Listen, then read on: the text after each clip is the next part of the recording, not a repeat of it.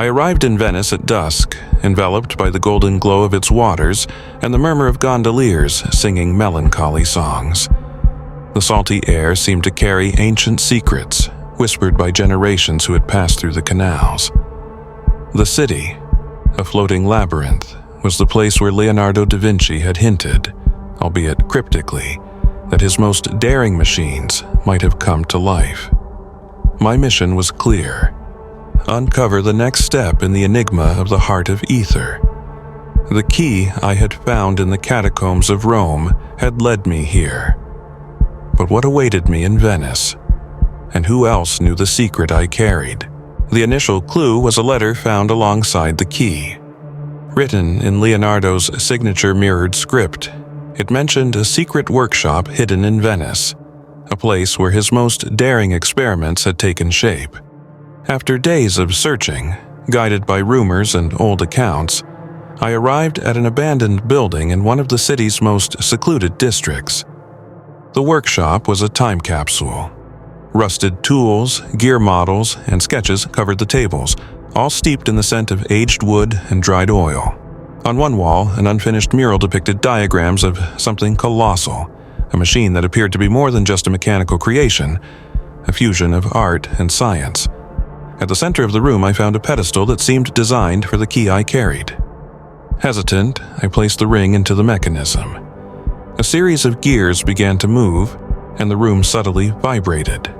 Slowly, a hidden opening revealed itself, uncovering a staircase that descended to a subterranean level. The subterranean chamber was a stark contrast to the workshop above. Here, everything was remarkably well preserved.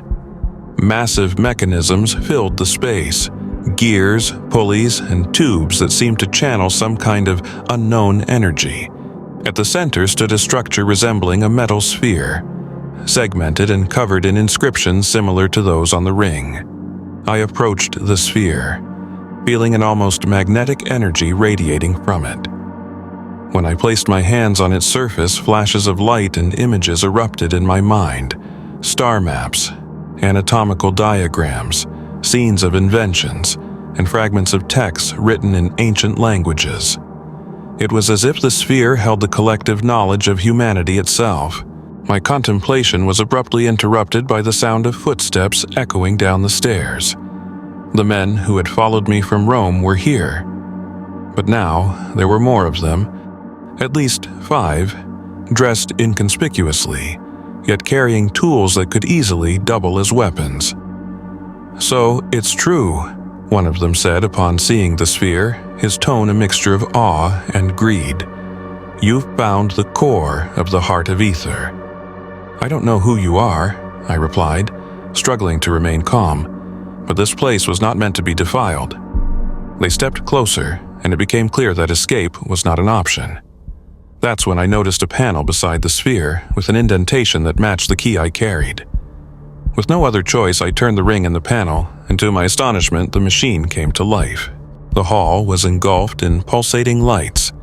The gears began to turn in a hypnotic rhythm, emitting a sound that was both metallic and harmonic, like the resonance of a celestial choir. The men instinctively stepped back, clearly unnerved by what they were witnessing. The sphere began to open, revealing an inner core that seemed to hold pure energy, alive, vibrant, and almost sentient.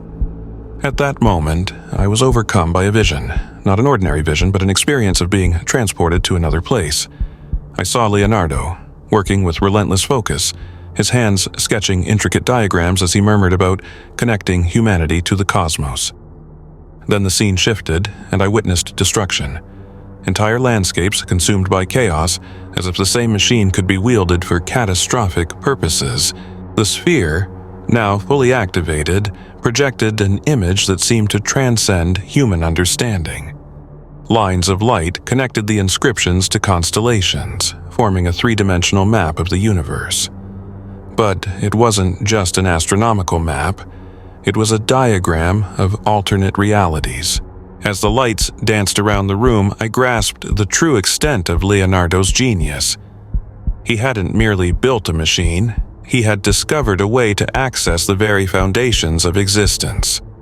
The visions revealed parallel worlds, each with its own history, each shaped by divergent choices made in their respective realities.